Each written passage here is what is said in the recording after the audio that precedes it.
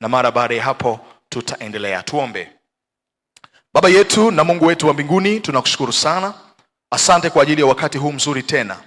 Roho Mtakatifu, mwalimu mwema, tunatamani msaada wako. Tufundishe na tufafanulie yote ambayo Bwana umekusudia tuyasikie. Asante kwa ajili ya nguvu yako ya uzima ambayo itakwenda kupita ndani ya moyo wa kila mmoja anayesikia na kufuatilia. Na zaidi sana Bwana, utatusaidia kuyaishi mambo haya ili apate kuleta matokeo halisi kwenye maisha yetu. Nijalie mtumishi wako usemi, sina cha kusema na watu hawa, lakini wewe ndani yangu nayo mengi ya kuzungumza. Tuko tayari kusikia, tuko tayari kujengwa, tuko tayari kuimarishwa. Katika jina la Yesu Kristo wa Nazareti aliye hai tumeomba tukiamini, amen. Tunaendelea na sehemu ya 9 ya mfululizo wa somo letu linaloitwa namna ya kuinuka na kuangaza. Mfululizo wa sehemu yetu ya 9 ya somo ambalo tunaendelea nalo linaloitwa namna ya kuinuka na kuangaza.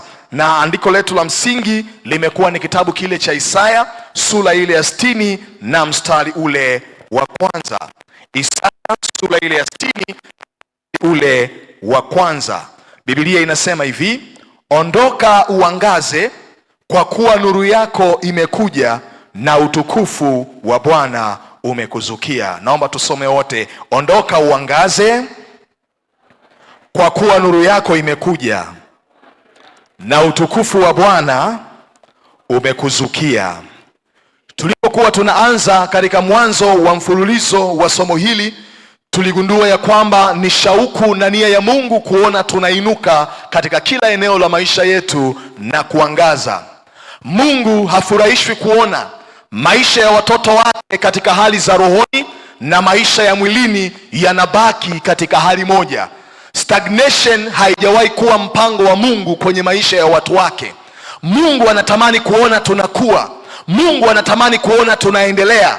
Mungu anatamani kuona tunaongezeka. Mungu anatamani kuona maisha yetu yanapokea badiliko na sura mpya kila siku. Lakini hiyo tu haitoshi.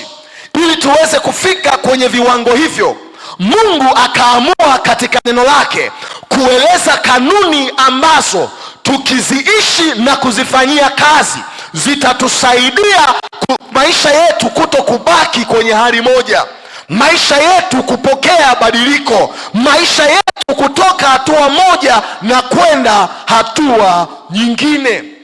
Niliwaambia na nikasema na naomba nirudie tena, kuomba ni jambo zuri, kufunga ni jambo zuri, lakini maombi na mifungo pekee bila kuzijua kanuni za neno la Mungu hayawezi kubadilisha chochote kwenye maisha ya muamini. Kwa hiyo muombaji anayewekeza kwenye maombi na mifungo ni lazima awekeze pia kwenye kujifunza kanuni za neno zenye uwezo wa kubadilisha maisha yake. Kwa nini? Kwa sababu Mungu hujibu maombi yetu kwa kutujibu kupitia neno lake. Mungu anajibu maombi yetu kupitia neno lake. Kwa hiyo Mkristo yeyote anayewekeza katika kujiongezea ufahamu wa neno la Mungu anajiweka kwenye nafasi nzuri ya kupokea majibu ya maombi yake kutoka kwa Mungu. Sehemu fulani Biblia inasema kwenye Zaburi, wakamlilia Bwana katika dhiki zao, akawaponya na taabu zao. Alafu anasema ulituma neno lake na kuwaponya na kuwatoa katika maangamizo yao. Watu hawa waliomba, watu hawa waliliitia jina la Bwana. Mungu alipotaka kuwasaidia alilituma neno ili likabadilishe hali zao na maisha yao. Na tukaanza kuangalia kanuni za msingi au mambo ya kufanya ili Mkristo aweze kuinuka na kuangaza. Mambo ya kufanya au kuwa nayo ili Mkristo aweze kuinuka na kuangaza. Tuliangalia jambo la kwanza na tukaangalia jambo la pili. Leo natamani tukaangalie kanuni ya 3 au jambo la 3 ambalo tulianza nalo katika ibada ya Alhamisi iliyopita. Bwana yasifiwe. Jambo la 3, Mkristo anayetaka kuinuka na kuangaza lazima afanye kwenye maisha yake. Hakikisha unatumia vizuri kila nafasi ambayo Mungu anaileta kwenye maisha yako. Hakikisha unatambua na kutumia vizuri kila nafasi ambayo Mungu anaileta kwenye maisha yako. Zileta nafasi kwenye maisha ya mwamini, huwa anaileta nafasi katika sura au muonekano zaidi ya mmoja. Kufahamu mambo haya yatakusaidia ili Mungu anapokutana na wewe uweze kujua kwamba ni majira na nyakati. Namba moja, Mungu anaweza akaileta nafasi katika sura ya mtu. Namba moja, nafasi katika sura ya mtu. Nafasi katika sura ya mtu. Naomba tuangalie kitabu kile cha Mambo ya Nyakati wa Kwanza 12. Mambo ya Nyakati wa Kwanza 12 mstari wa kwanza mpaka wa pili na mstari wa 21 mpaka mstari ule wa 22. Mambo ya Nyakati wa Kwanza 12 mstari wa kwanza mpaka wa pili na mstari wa 21 mpaka mstari ule wa 22. Biblia inasema, basi hawa ndio wale waliomjia Daudi huko Siklagi alipokuwa akijificha kwa ajili ya Sauli mwana wa Kishi, nao walikuwamo miongoni mwa wale mashujaa waliomsaidia vitani. Mstari wa pili, walikuwa wenye kupiga upinde, nao walikuwa hodari wa kutumia mkono wa kuume na wa kushoto kwa kutupa mawe ya teo na kwa kupiga mishale ya upinde. Walikuwa wanduguze Sauli wa Benjamini. Mstari wa 21, wakamsaidia Daudi juu ya kile kikosi kilichomshambulia. Mwambie jirani yako, wakamsaidia Daudi juu ya kile kikosi kilichomshambulia. Anaendelea anasema, kwani walikuwa waume mashujaa wote, nao wakawa maakida jeshini, maana siku kwa siku mjia Daudi watu wa kumsaidia. Mwambie tena jirani yako, siku kwa siku walimjia Daudi watu wa kumsaidia. Alafu anasema hata wakapata kuwa jeshi kubwa kama jeshi la Mungu. Naomba unisikilize vizuri. Biblia inaeleza habari ya wakati ambapo mfalme Sauli anamtafuta Daudi ili amuue. Ameshaona ya kwamba Daudi anaanza kung'aa, watu wanaanza kumwelewa, anafanya vitu vikubwa kuliko uwezo wake. Biblia inasema ndipo mfalme Sauli akawa anayawinda maisha ya Daudi ili Mungu aweze kumsaidia Daudi. Akiwa anakimbia na kujificha, Mungu akatengeneza nafasi itakayoyalinda maisha yake na kumpeleka kwenye hatima yake.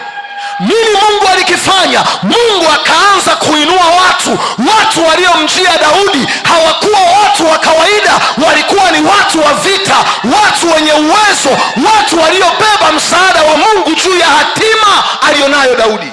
Shida yako ni moja, kwenye maisha yako shetani anakuzuilia watu wa maana na anakupa watu ambao hawana msaada kwenye maisha yako. Ninakataa kuanzia leo Mungu akakuinulia watu waliobeba msaada wa Mungu juu ya kesho unayotakiwa kuifikia.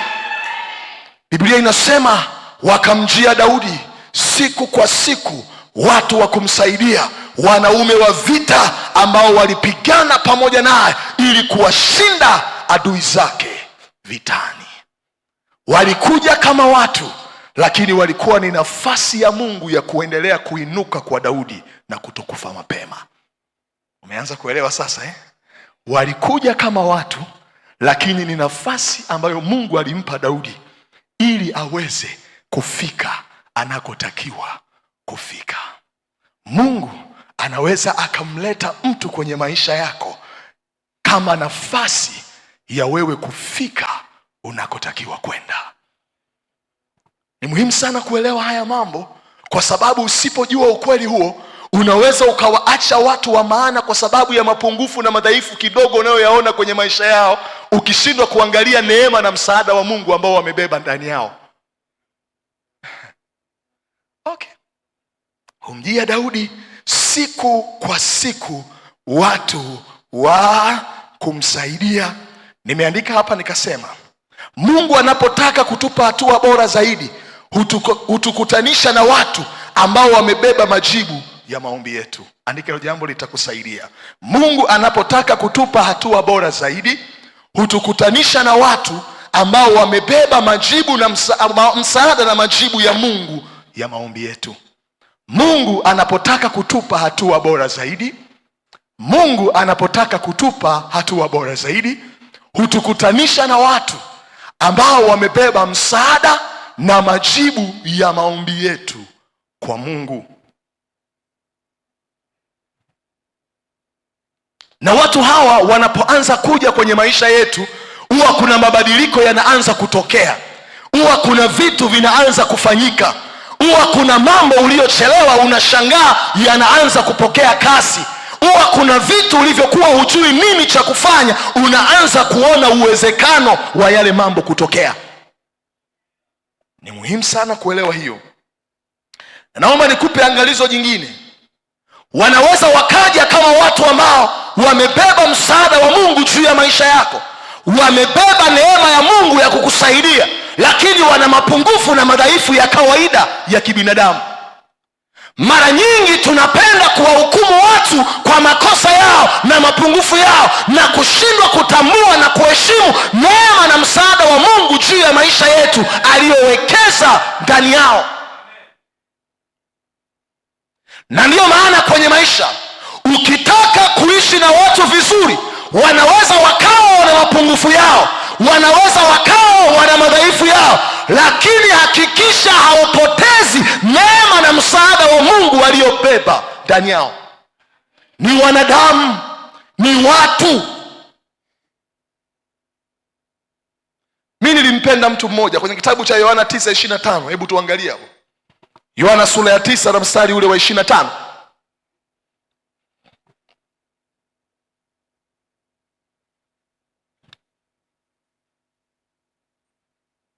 Biblia inasema hivi: basi yule mtu akajibu kwamba yeye ni mwenye dhambi sijui, najua neno moja, kuwa mimi nalikuwa kipofu na sasa naona. Yohana 9:25.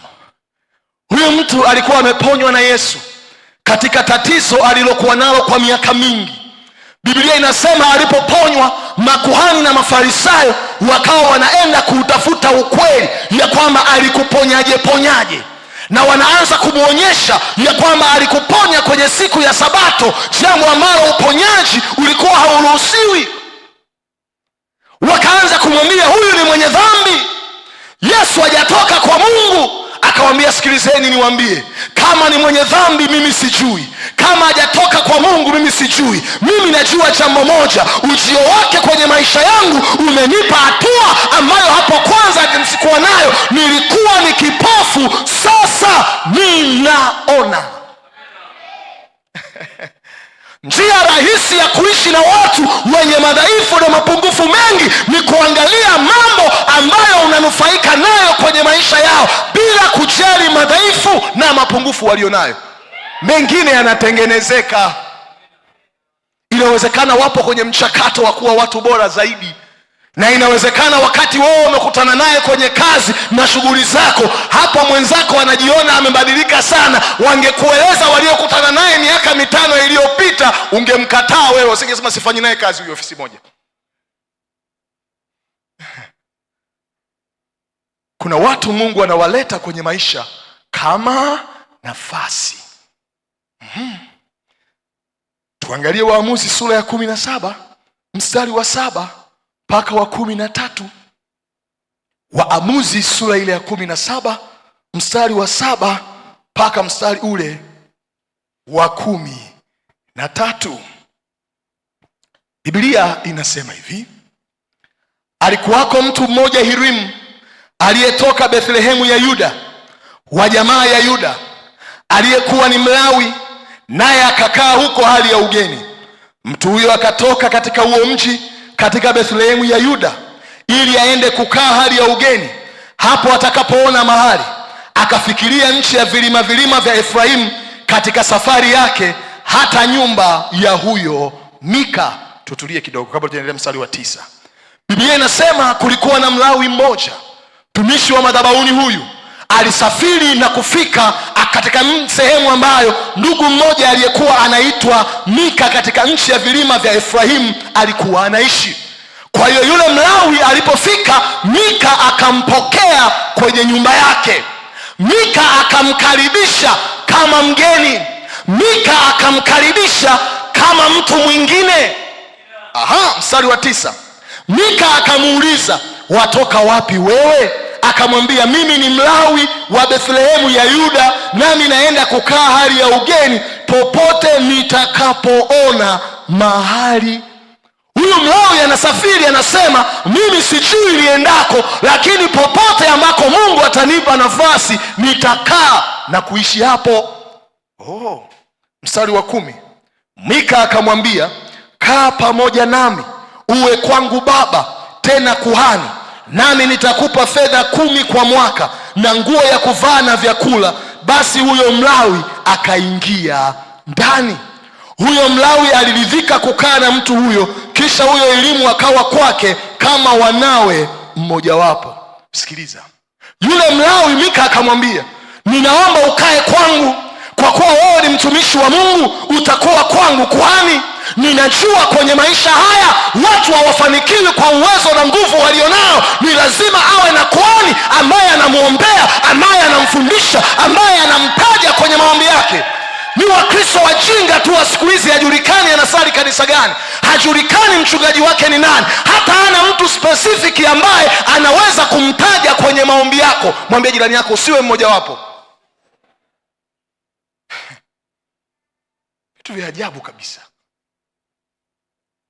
Akamwambia, sikiliza, naomba ukae hapa nyumbani kwangu, utakuwa kwangu kuhani, utakuwa kwangu mchungaji, utanifundisha neno, nitatoa sadaka. Akamwambia, nitakupa sehemu ya 10 mwaka kwa mwaka. Akamwambia, nitakununulia mavazi, nitakuhudumia, utakuwa kwangu kuhani.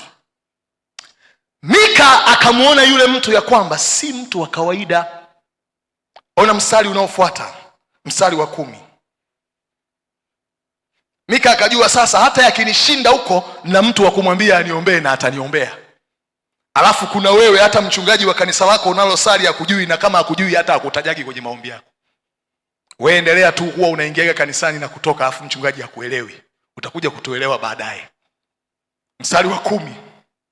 Mika akamwambia, kaa pamoja nami. Mstari wa 11. Huyo Mlawi aliridhika kukaa na mtu huyo, kisha huyo elimu akawa kwake kama wanawe mmojawapo. Kuna kitu nimegundua hapa. Inaonekana Mika alikuwa ni mtu mzima sana kuliko huyu mtumishi, na akamwambia, utakuwa kwangu kama mwana, nitaheshimu nafasi na neema ambayo Mungu ameiweka ndani yako. Mstari wa 12. Basi Mika akamweka wakfu huyo Mlawi, huyo elimu, naye akawa kuhani wake, akakaa nyumbani mwa Mika. Ona mstari wa 13. Ndipo Mika akasema, sasa najua ya kwamba Bwana atanitendea mema, kwa kuwa nina Mlawi kuwa kuhani wangu. Anasema, sasa najua Bwana atanibariki, sasa najua nitainuka. Huyu mtu amekuja kama mtu, lakini ni nafasi ya Mungu kunitoa hatua moja, kunipeleka viwango vingine.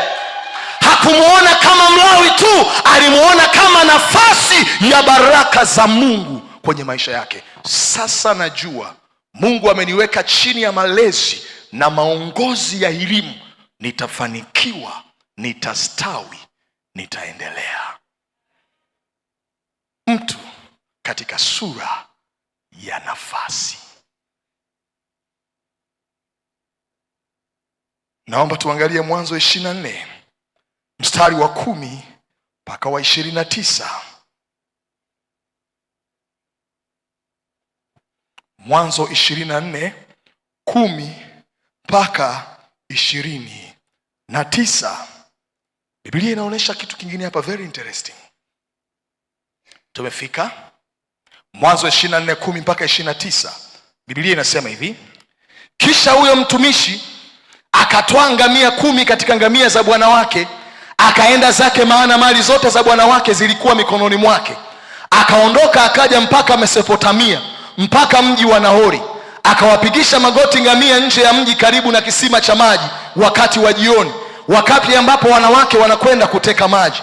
Naye akasema, e Bwana Mungu wa bwana wangu Ibrahimu, na kuomba mambo yangu yajalie yawe heri leo, ukamfadhili bwana wangu Ibrahimu. Tazama, nimesimama karibu na kisima cha maji, na binti za watu wa mjini wanatoka kuteka maji.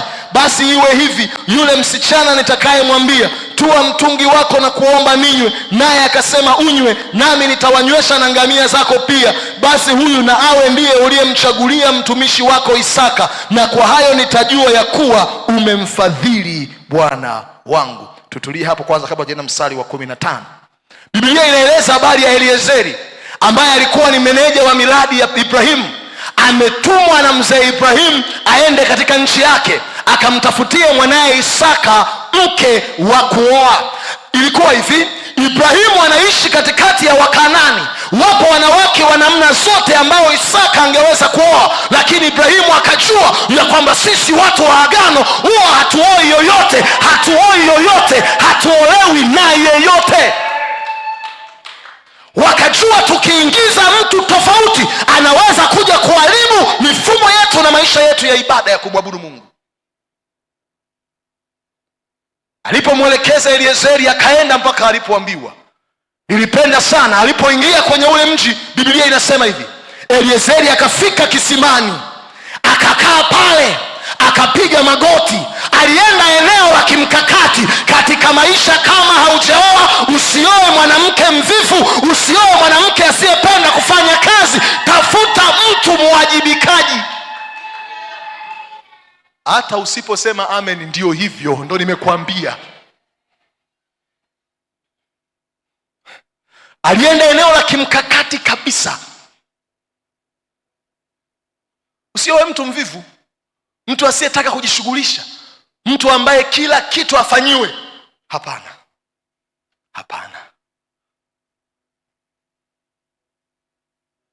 Biblia inasema alipokuwa yuko pale, akaomba maombi mazuri sana. Akamwambia Bwana, binti atakaye kuja hapa akaniona nikiwa na ngamia zangu, akanisalimia, nikamuomba maji akanipa, na akaamua kuwahudumia ngamia nilio nao kwa sababu ya uchovu nilio nao wa safari ya mbali, binti huyo awe ndiye ishara ya mtu uliyemkusudia kuolewa na Isaka. Unajua jambo la pili alikuwa anapima nini? Alikuwa anapima moyo wa ukarimu na upendo. Tatizo lako wewe si unaangaliaga uzuri tu peke yake.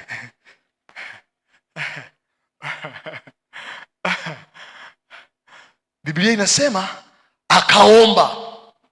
Tuendelee sasa mstari wa 15. Ikawa kabla hajaisha kunena, tazama Rebeka anatokea, binti wa Bethueli mwana wa Milka, mkewe Nahori ndugu wa Ibrahimu, naye ana mtungi begani mwake. Mwambie mwenzako, Rebeka akatokea. Safi kabisa. Nimekuja kugundua. Mwambie jirani, kama uko na binti pembeni, mwambie Rebeka unatafutwa. Kama uko na binti tena, mwambie Rebeka unatafutwa.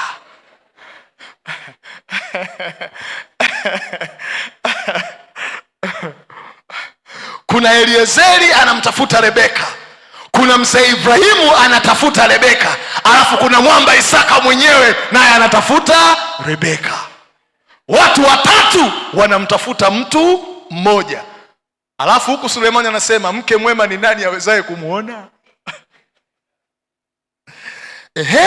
Tuendelee bwana. Rebeka akafika. Mstari wa 17, wa 16. Naye yule msichana alikuwa mzuri sana uso wake, bikira wala mwanamume hajamjua bado. Akashuka kisimani, akajaza mtungi wake, akapanda. Ndipo yule mtumishi akapiga mbio kwenda kumlaki, akasema, tafadhali unipe maji kidogo katika mtungi wako ninywe. Naye akasema, unywe bwana wangu. Akafanya haraka, akatua mtungi wake mikononi mwake, akamnywesha. Biblia inasema akamuomba maji, ila Rebeka akaenda ni extra mile, akamnywesha. Niko pale. Biblia inasema akamnywesha. Inawezekana huyu mtu alikuwa amechoka sana. Okay? Tuendelee. Biblia inasema hivi, akamnywesha. 19. Hata alipokwisha kumnywesha akasema, na ngamia zako nitawatekea hata watakapokwisha kunywa. Unaliona hilo jambo? Huyu mtu anaonesha uzuri wa moyo alionao. amemnywesha maji, anaenda zaidi, anamwambia najua una wanyama, hata ngamia zako nitawanywesha. Na yule aliomba ya kwamba atakayekuja akinipa maji na kuwahudumia ngamia zangu, huyo ndiye aliyekusudiwa. Okay, tuendelee. 20, akafanya haraka, akamwaga maji ya mtungi wake katika birika, akapiga mbio kisimani ateke, akawatekea ngamia zake wote. Basi yule mtu akamkazia macho, akanyamaza. Hata kama ingekuwa ni mimi ningekaza macho. Asante, injinia amesema hata mimi. Basi yule akamkazia macho, akanyamaza, ili ajue kwamba Bwana ameifanikisha safari yake ama sivyo. 22, ikawa ngamia walipokwisha kunywa, yule mtu akatoa pete ya dhahabu, uzani wake ulikuwa nusu ya shekeli, na vikuku viwili kwa mikono ya uzani wake ulikuwa shekeli 10 za dhahabu. Akasema, binti wa nani wewe? Tafadhali uniambie, je, iko nafasi katika nyumba ya baba yako tupate mahali pa kukaa kwa muda? Yule jamaa ikabidi aende mbele zaidi kuanza kutaka kujua huyu ni binti wa nani, anakaa wapi, anaishi na nani. Anaanza kwenda zaidi kwa sababu amegundua ana kitu cha tofauti huyu. Okay, tuendelee mbele. 24, akasema, mimi ni binti wa Bethueli mwana wa Milika aliyemzalia Nahori. Tena akamwambia, kwetu kuna na majani na malisho ya kutosha na mahali pa kukaa wageni. Unauona moyo wa ukarimu Tunaendelea, anasema, yule mtu akainama akamsujudu Bwana, akasema, na atukuzwe Bwana Mungu wa bwana wangu Ibrahimu, ambaye hakuacha rehema zake na kweli yake kwa bwana wangu. Bwana akaniongoza mimi nami njiani hata nyumba ya nduguze bwana wangu. Basi yule msichana akapiga mbio akawaambia watu wa nyumba ya mamaye mambo hayo, na Rebeka alikuwa na kaka jina lake Labani. Labani akatoka mbio kumwendea yule mtu kisimani. Kwa hiyo alimwacha yule mtu pale, akamwambia hivi, mimi naishi nyumbani kwetu, sio kwangu, lakini ngoja nikaongee na kaka, ngoja nikaongee na wazee, ngoja nikaongee na wazazi, kama wataridhia utafika na kukaa nyumbani kwetu. Sijui kilichokuleta ni nini, lakini yale uliyoyaijia kutokea nyumbani kwetu katika mji huu yatafanikiwa.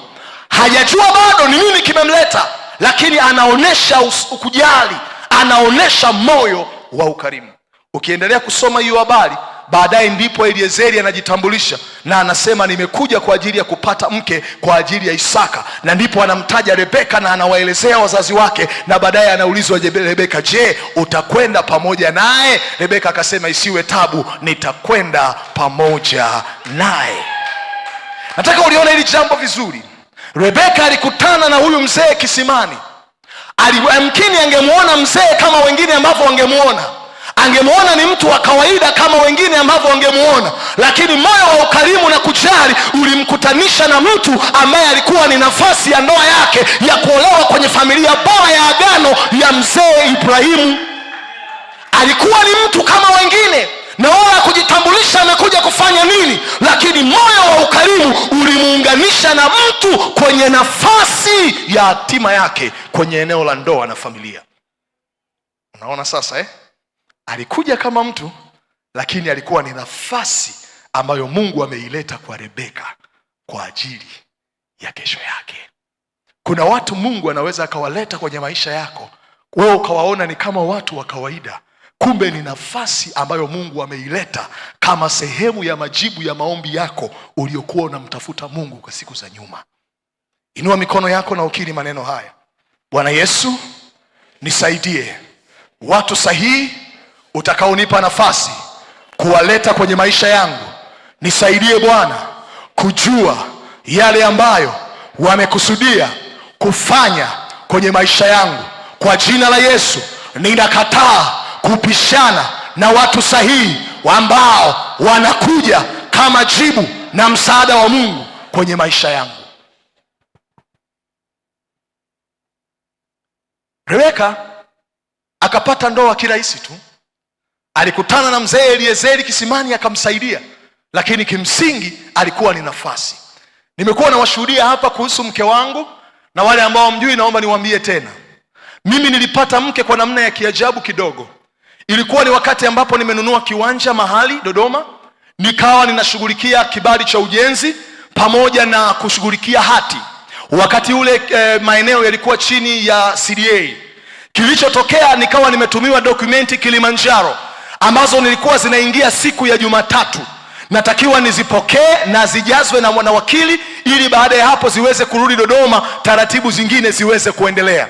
Jumapili kama ya leo, tukiwa tumemaliza vikao fulani vya viongozi kanisani, wakati huo nilikuwa ni mzee wa kanisa, nikabidi niwaulize wazee tuliokuwa nao kwenye vikao hapo kwa mzee wangu. Nikawauliza ya kwamba je, tunaye wakili yoyote wa serikali mahali hapa ambaye anaweza kunisaidia kesho na dokumenti ambazo zinatakiwa kuja kutokea Dodoma ili ziweze kushughulikia, agonge muhuri na kujaza zirudi Dodoma. Wakaniambia kuna yule binti pale tuliokuwa naye kwenye kikao ni wakili wa serikali. Nikasema okay, nikamuita nikamwambia naomba dada mmoja tuzungumze.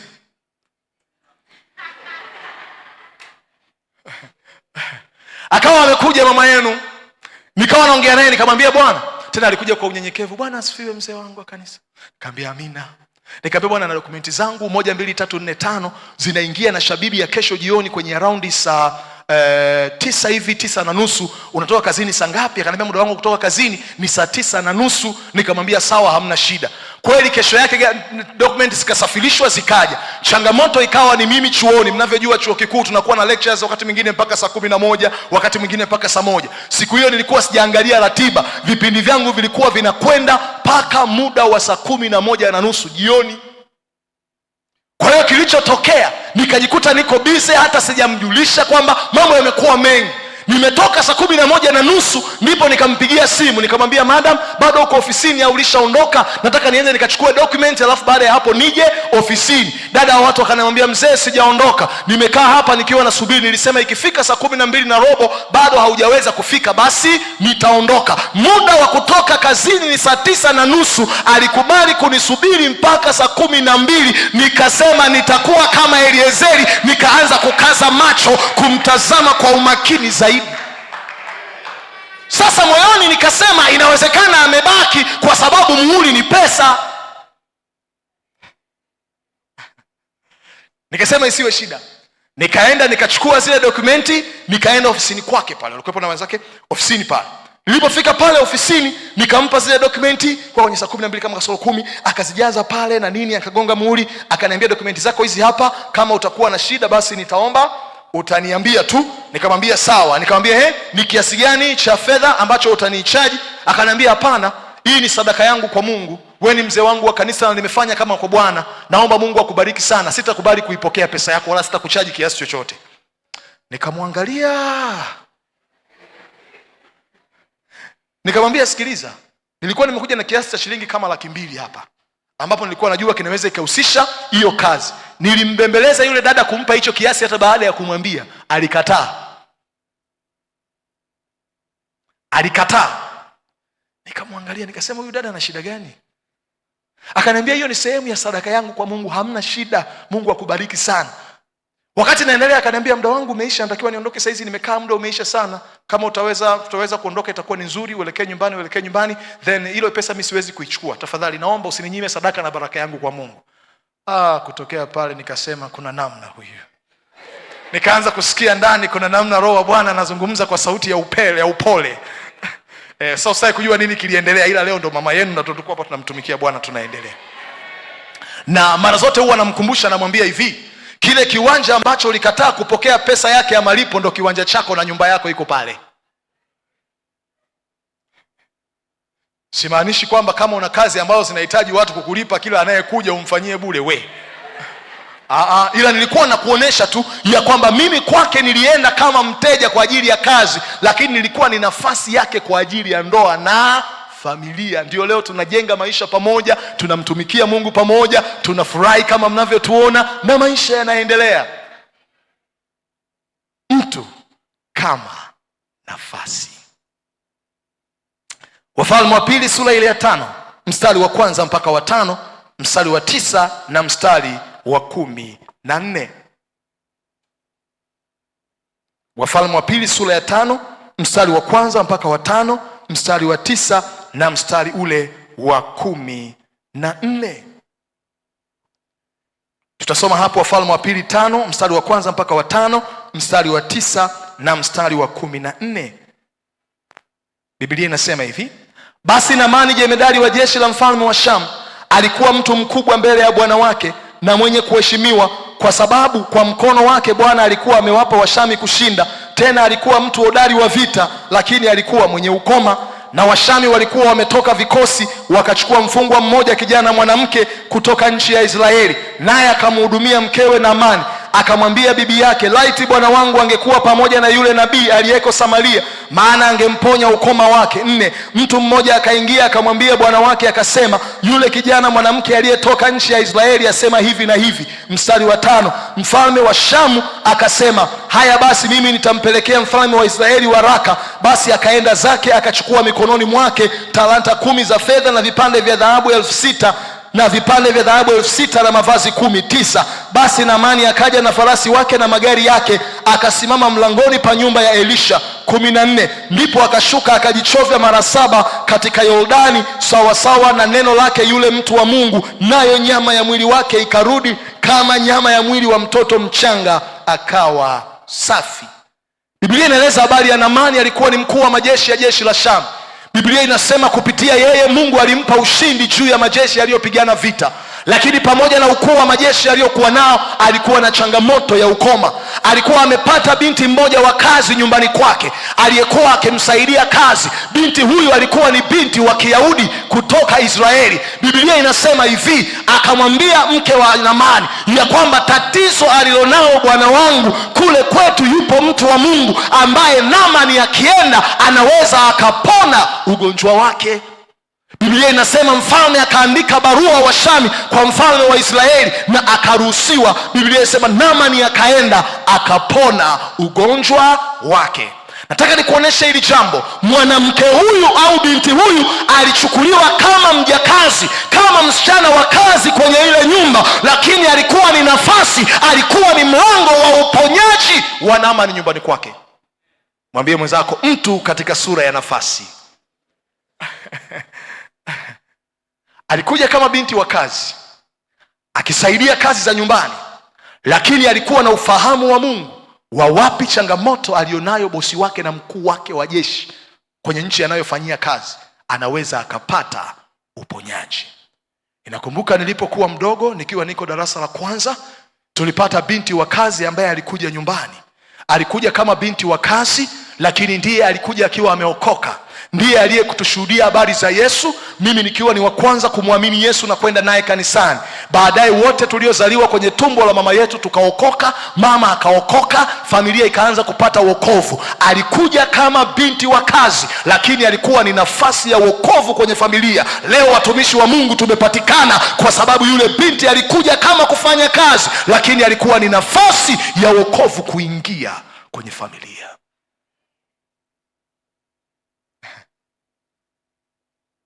Kumbuka, tunajifunza namna ya kuinuka na kuangaza na mambo ambayo Mungu anayatumia au tunaweza kufanya ili kuinuka na kuangaza. Tumeona jambo la 3 ni kuhakikisha tunatambua na kutumia vizuri kila nafasi ambayo Mungu anaileta kwenye maisha. Na tumeona nafasi Mungu anazileta katika sura zaidi ya moja, na sura ya mojawapo ni nafasi katika sura ya mtu. Mungu akitaka uinuke kwenye maisha yako, kuna watu atakukutanisha nao. Wanaweza wakawa na mapungufu, wanaweza wakawa na madhaifu, lakini kama yanavumilika na yanatengenezeka, ukishirikiana nao vizuri katika project mnayotaka kuifanya pamoja, wanayo neema na msaada wa Mungu wa kuinuka na kufanikiwa kwako.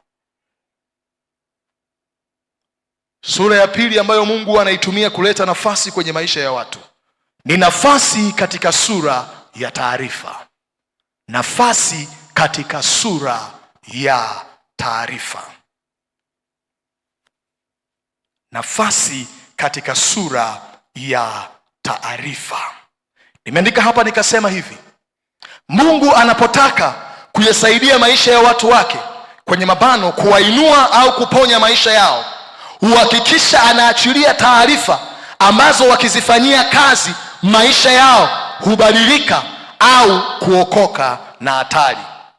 Mungu anapotaka kuyasaidia maisha ya watu wake, ana utaratibu wa kuachilia taarifa ambazo wewe unayepokea ukizikubali na kuzifanyia kazi, zinaweza kukusaidia kufanikiwa, zinaweza kukusaidia kuinuka, au zinaweza kukuokoa na hatari ambayo adui alikuwa ameitega kwa ajili yako. Ni taarifa, lakini Mungu anaileta kama nafasi ya wokovu wako, kuinuka kwako na kuweza kwako. Naomba tuangalie Wafalme wa kwanza 20 mstari wa 19 mpaka mstari ule wa 25. Wafalme wa kwanza 20 mstari ule wa 19 mpaka mstari ule wa 25. Biblia inasema hivi: basi wakatoka mijini hao vijana maliwali wa majimbo na jeshi nyuma yao. Wafalme wa kwanza 20:19 mpaka 25. 20, wakapiga kila mmoja mtu wake, Washami wakakimbia na Israeli wakawafuatia. Beni-Hadadi mfalme wa Shamu akaokoka amepanda farasi pamoja na wapandao farasi. Mfalme wa Israeli akatoka akawapiga farasi na magari, akawapiga Washami pigo kubwa. Tutulie hapo kwanza. Biblia inasema mfalme wa Israeli alitoka kupigana na mfalme wa Shamu. Alipokwenda kupigana nao, wakawapiga wanajeshi wa Shamu wakawashinda. Baadhi yao wakakimbia na farasi zao, wakafanya vita, wakaona wamepata ushindi. Adui amekimbia, adui ameondoka, umeua sehemu kubwa ya jeshi lake, akajua imeisha. Mstari wa 22, naye yule nabii akamjia mfalme wa Israeli akamwambia, enenda kusanya nguvu zako, ujue na kuangalia ufanyavyo, kwa maana mwakani mfalme wa Shamu atakuja juu yako. Wakati yeye amekaa kwenye mudi ya kufurahia ushindi, wakati amekaa akidhani imeisha, wakati amekaa akidhani adui amemalizana naye na amepokea ushindi, adui anasema haijaisha mpaka imeisha.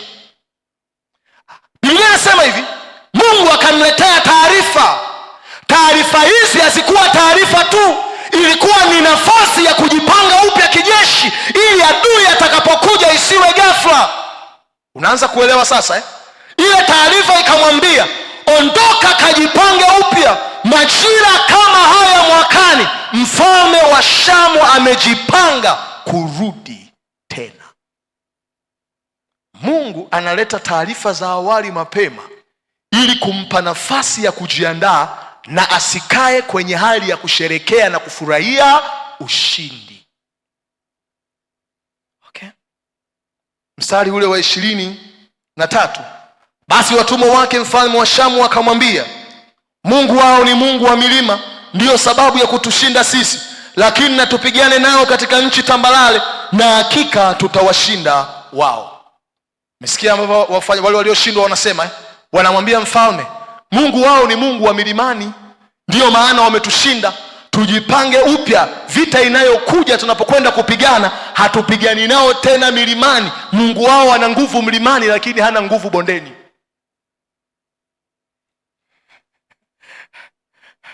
Wasijue Mungu wetu milimani na bondeni kote anabaki kuwa Mungu tu. Silini na gizani bado anabaki kuwa Mungu tu. Angani na ardhini bado anabaki kuwa Mungu mwenye uweza tu. Ukiendelea kusoma hapo, Biblia inasema wakajipanga wakarudi tena kufanya vita. Nataka uone Mungu aliwapa nafasi Israeli ya kuokoka na namna adui alivyojipanga akija mara ya pili, kwa kuwapa nafasi ya kujiandaa kupitia taarifa. Kila taarifa unayoipata ambayo unahisi unatakiwa kuifanyia kazi kwenye maisha yako, ni vizuri sana kuifanyia kazi, kwa sababu huwezi kujua Mungu amekusudia nini kupitia taarifa hiyo kwa ajili ya kesho yako. Chochote ambacho Mungu anakusemesha rohoni katika maombi au katika neno, ile taarifa jifunze kuto kuipuuza. Wakati mwingine ni nafasi ya Mungu kwa ajili ya wokovu wako kwenye kesho yako. Wafalme wa pili 6:8 mpaka 12. Tuone tena hapo nafasi katika sura ya taarifa. Wafalme wa pili 6:8 mpaka 12. Biblia inasema, basi mfalme wa Shamu alikuwa akifanya vita na Israeli, akafanya mashauri na watumishi wake, akasema, kituo changu kitakuwapo mahali fulani. Yule mtu wa Mungu akapeleka habari kwa mfalme wa Israeli kusema, jihadhari usipite mahali fulani, kwa sababu ndiko wanakoshukia Washamu. Mfalme wa Israeli akapeleka watu mpaka mahali pale alipoambiwa na yule mtu wa Mungu na kuadhalishwa. Akajiokoa nafsi yake, si mara moja wala si mara mbili. Basi mfalme wa Shamu moyo wake ukamfadhaika sana kwa ajili ya jambo hili. Akawaita watumishi wake akawaambia, je, hamtanionyesha ni mtu yupi miongoni mwenu aliye upande wa mfalme wa Israeli? Mmojawapo wa watumishi wake akasema, la, bwana wangu mfalme, lakini Elisha yule nabii aliye katika Israeli humwambia mfalme wa Israeli maneno uyanenayo katika chumba chako cha kulala. Biblia inasema mfalme wa Shamu alikuwa anafanya tena vita na Israeli. Kilichotokea ni nini?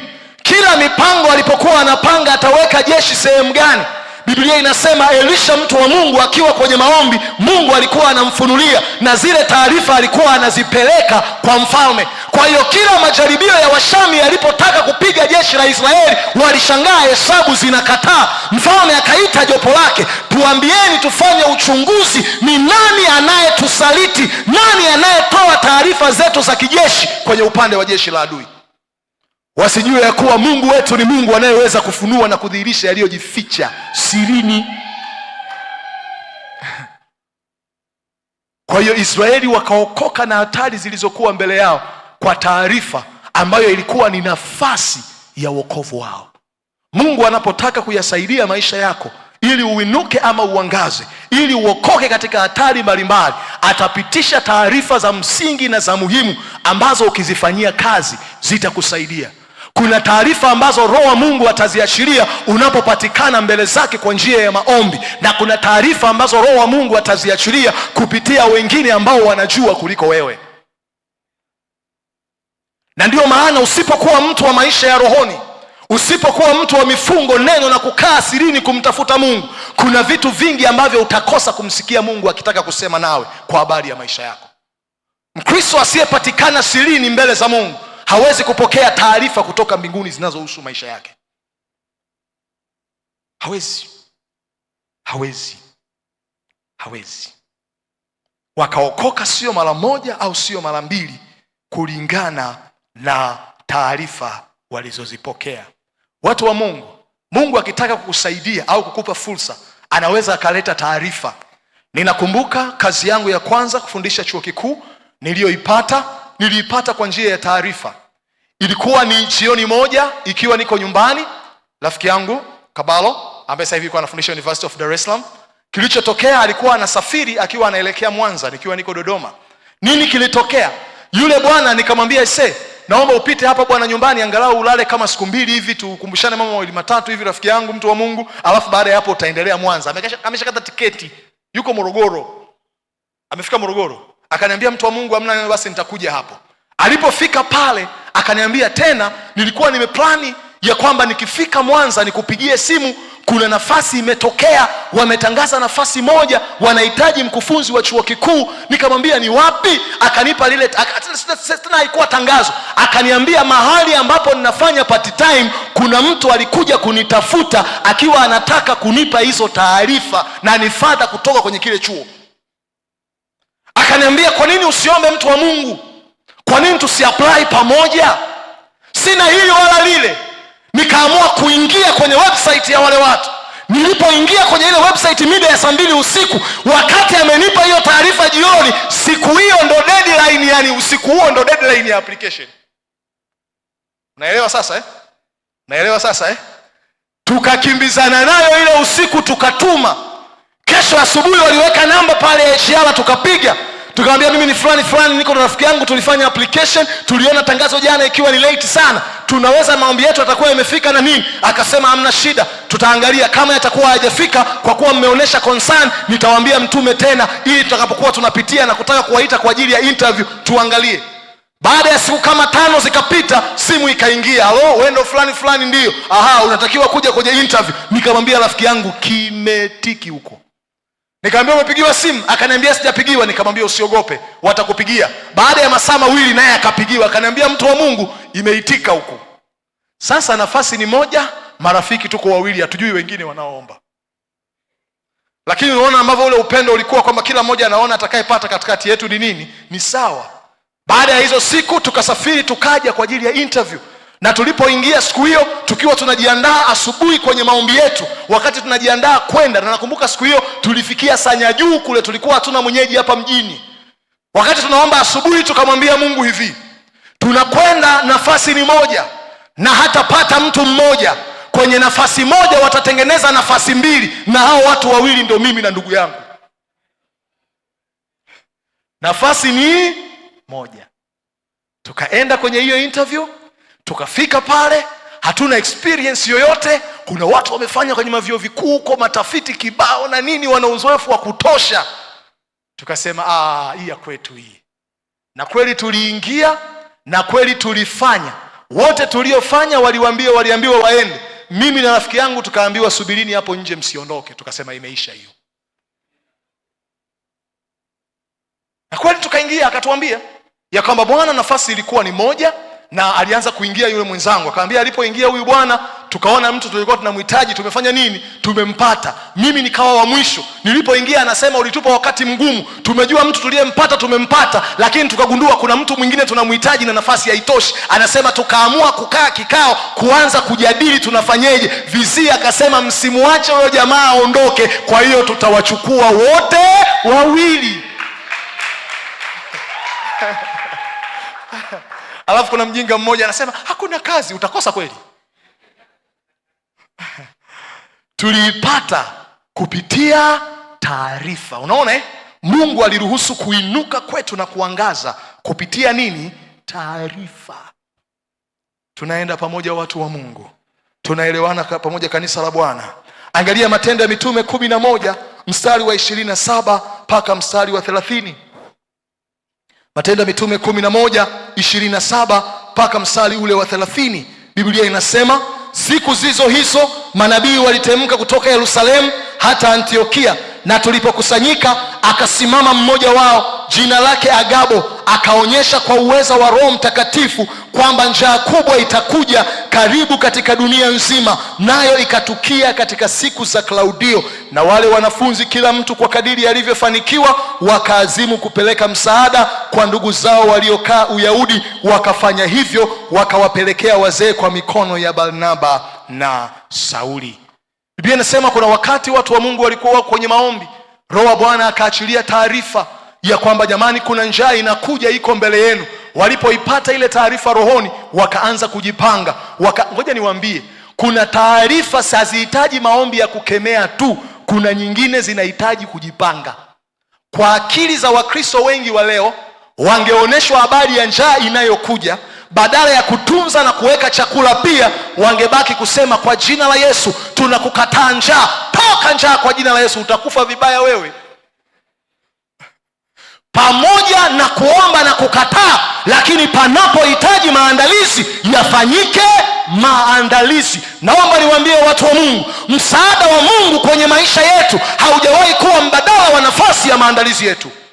Andika jambo hilo kila wakati, ukumbuke msaada wa Mungu kwenye maisha yetu haujawahi kuwa mbadala wa nafasi ya maandalizi yetu. Kuomba ni muhimu, kukemea ni muhimu, kukataa ni muhimu, lakini panapohitajika kufanya maandalizi, fanya maandalizi stahiki, kwa sababu msaada wa Mungu kwenye maisha yetu haujawahi kuwa mbadala wa nafasi ya maandalizi yetu. Biblia inasema farasi huwekwa tayari kwa ajili ya siku ya vita, lakini Bwana ndiye aletaye wokovu. Kwa hiyo wokovu upo, lakini farasi lazima aandaliwe kwa ajili ya siku ya vita. Tunaelewana Tunaenda pamoja watu wa Mungu Utaona Mathayo 2 mstari wa 7 mpaka wa 15. Hatutasoma, nitakuelezea tu. Mathayo sura ile ya 2 mstari wa 7 mpaka wa 15. Ukisoma hapo utaona habari za Herode, namna ambavyo alikusudia kumuua Yesu, na wale watu ambao walikuwa wameenda kule mamajusi kwenda kumuona mtoto. Akawaambia, mkipata taarifa za wapi mtoto alipo, mje mniambie ili niweze kwenda kumsalimu. Lakini nia yake ilikuwa ni kufanya nini? Kuua. Biblia inasema walipotoka tu wale mamajusi wakiwa wanaenda, roho wa malaika wa Bwana akawatokea, akawaambia, mkimalizana na mtoto msirudi kupeleka taarifa. Alafu unajua kilichotokea? Ukiendelea mbele, Herode alipoona amedanganywa, akaamua kutaka kupanga kuwaua watoto wote wadogo. Nini Mungu alikifanya? Akamtokea Yusufu, akamwambia mchukue mama, mchukue pamoja na mtoto, anawapa taarifa wapeleke Misri, maana mfalme anataka kuua, na baada ya muda akisha kufa mtarudi tena kwenye nchi yenu. Kama Yesu aliponywa na mauti akiwa mdogo kwa njia ya taarifa ambazo Mungu aliitoa kama nafasi ya wokovu wa uhai wake, maana yake hata kwetu kuna vitu Mungu akitaka kutusaidia atatupa taarifa zitakazotusaidia aidha kujiandaa au kuepuka kufanya maamuzi ambayo yanaweza yakaleta madhara kwenye maisha yako. Elewana sasa Tunaenda pamoja watu wa Mungu Angalia pia Mwanzo wa 41 mstari wa 25 mpaka wa 37. Hatutasoma, nitakuelezea tu. Mwanzo wa 41 mstari wa 25 mpaka mstari ule wa 37 inaonesha kwa habari ya Mwanzo wa 41:25 mpaka 37 kwa habari ya mfalme Farao. Biblia inasema aliota ndoto, na ile ndoto akawa haelewi tafsiri yake. Baadaye watu wakamwambia kuna kijana mmoja Mwisraeli yuko kule gerezani anaitwa Yusufu, ana uwezo wa kutafsiri ile ndoto. Alipoitwa akatafsiri, akamwambia Mungu ameleta taarifa ya kwamba kuna miaka 7 ya njaa ya shibe na kuna miaka 7 ya njaa. Itumieni miaka hii 7 ya chakula kutunza akiba, maana kila mwaka mmekuwa mnakula kesho yenu leo. Mwambie jirani yako usile kesho yako leo. Unajua kuna watu wanakulaga kesho yao leo, yaani wanaamini ya kwamba pesa nyingi wanazozipata kwa wakati fulani zitaendelea kuwa hivyo siku zote. Farao alikuwa anakula kesho yake leo. Kila chakula kila mwaka wanakula, hawaweke akiba, na kama wanaweka akiba ni ndogo. Ili Mungu kuwasaidia anawaletea taarifa ya kwamba sasa badilisheni mfumo wenu wa maisha, wekeni akiba ya kutosha, maana kuna miaka 7 ya njaa. Watu wakiwa wanakufa njaa mahali pengine, ninyi mtakuwa kimbilio la taifa na dunia. Watu wa Mungu, kila nafasi ambayo Mungu anakupa kwenye maisha yako inapaswa kutumika kuwa sehemu ya kujenga msingi utakaoishikilia kesho yako. Andika hilo jambo wewe unakumbuka. Kila nafasi ambayo Mungu ananipa kwenye leo yangu napaswa kuitumia kama msingi utakaoishikilia kesho yangu. Kila nafasi ambayo Mungu anakupa kwenye leo yako unapaswa kuitumia kama msingi utakayoishikilia kesho yako. Kila nafasi ambayo Mungu anakupa, kuna nyakati zitabadilika.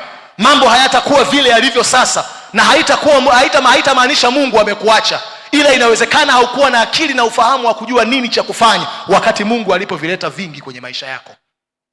Na nimewahi kuambia hapa, wanangu, naomba nirudie, kila pesa ambayo Mungu anakupa kwenye mikono yako, anakupa sehemu itumike kama chakula na anakupa sehemu itumike kama uwekezaji.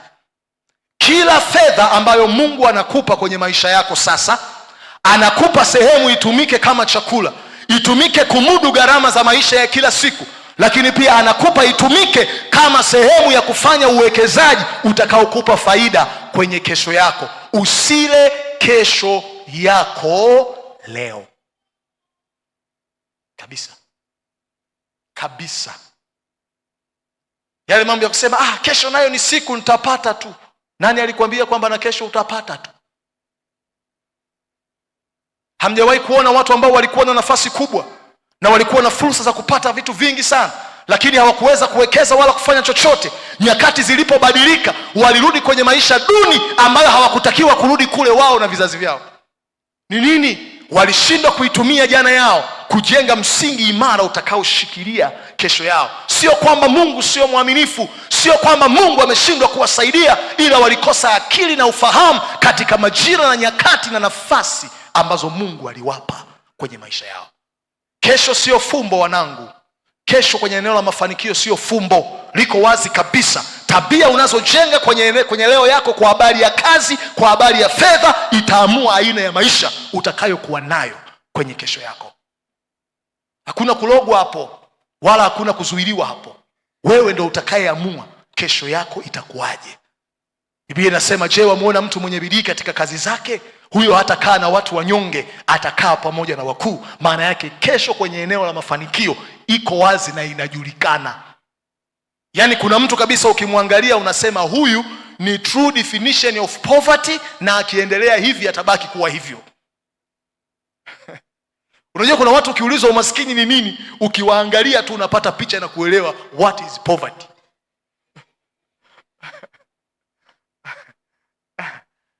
Na kwa sababu hataki kubadilisha tabia, mtazamo, namna anavyotumia akiba. Na naomba niwaambie ni jambo, sio kwa nini Roho Mungu anasisitiza ndani yangu. Kuna watu hawana mishahara ya uhakika, lakini wamejenga, lakini wanasomesha watoto na maisha yanaendelea. Na kuna watu wana mishahara ya uhakika na allowance za kutosha, lakini hawana kitu, bado wanasubiri pesa ya kustaafu. Mwambie jirani yako, kwenye maisha haya utaamua wewe kuzika au kusafirisha.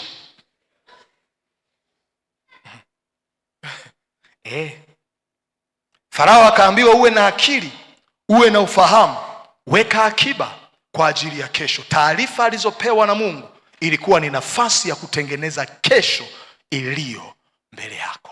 Mungu anaporuhusu fedha kuja kwenye mikono yako, ni taarifa ya kwamba ni wakati wa Bwana wa kubarikiwa na kuinuka kwako. Unachokipata kitumie kwa ajili ya kesho iliyo mbele yako. Wanangu, naomba niwaambie, maisha ni zaidi ya kula na kushiba. Usije ukafikiri kwenye maisha umetoboa kwa sababu unaweza kulipa kodi ya nyumba na unaweza kuvaa na kula vizuri. Wewe bado ni maskini na unahitaji neema ya Bwana ya kusaidiwa. Na usije ukafikiri kwamba wewe ni umeanza kuwa tajiri kwa sababu umejenga nyumba unatokea kwako. Kujenga nyumba ni jambo la kawaida na kila mtu anatakiwa kuwa na kwake. Tutaanza kuona unaanza kuinuka kwenye eneo la uchumi unapoanza kumiliki chanzo zaidi ya kimoja cha mapato. Hayupo duniani tajiri mwenye chanzo kimoja cha mapato. Mungu akitaka kumuinua mtu kwenye uchumi, huwa anaanza kuhakikisha anakuwa ana multiple sources of income.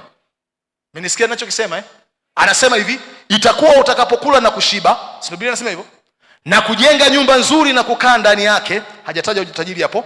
Alafu anasema na mazao na magala yako yatakapoongezeka na vitu vyako vitakapoongezeka. Alafu anaposema hivi, hapo utamkumbuka Bwana Mungu wako akupae nguvu ya kupata utajiri. Kumbe tafsiri ya utajiri ni wingi wa vitu, mali na uwekezaji alionao mtu zaidi ya chanzo kimoja anachoweza kukitegemea kwenye maisha. Ukibaki kwenye kujenga nyumba, ukibaki kwenye kula vizuri, wewe bado upo kwenye kiwango cha maisha ya kawaida, na muda sio mrefu kuna uwezekano ukarudi kwenye hali ngumu ya wazazi wako.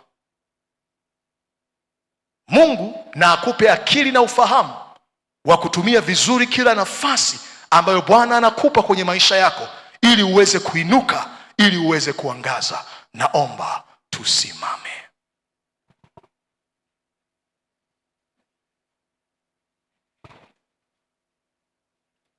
Tumeona kwa sehemu, tumeangalia kwa sehemu.